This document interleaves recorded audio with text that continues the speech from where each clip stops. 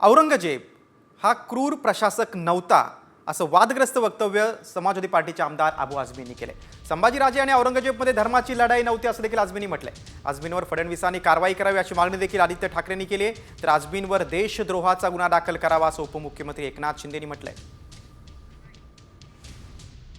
सब गलत हिस्ट्री दिखाई जा रही है। औरंगजेब रहमतुल्लाह अलैह ने बहुत सारी मंदिरें बनवाई हैं और आप बनारस में जाकर देखेंगे एक बच्ची, पंडित की बच्ची को जब उनका ही एक सिपाही सालार उसके साथ शादी करना चाहता था, उन्होंने उस सिपाही सालार को 2 हाथियों के बीच पैर बांध करके वो मार दिया और उन पंडितों ने उनके लिए एक मस्जिद बना के दिया वहाँ पर। क्या बात करते हैं, ये गलत हिस्ट्री। तो आप औरंगजेब को क्रूर शासक नहीं मानते हैं? नहीं, मैं नहीं मानता।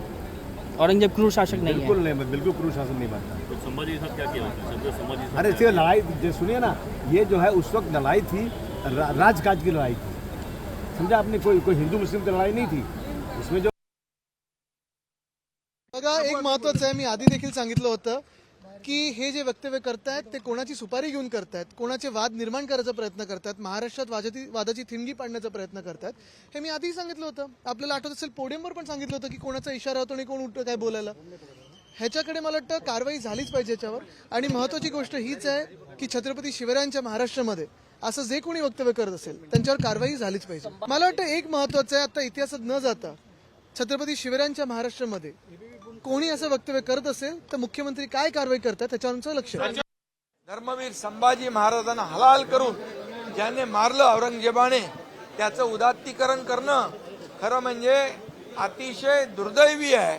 निषेध जेवढा याचा करू तेवढा थोडा आहे। खरं म्हणजे अबू आझमीवर देशद्रोहाचा गुन्हा दाखल करायला पाहिजे।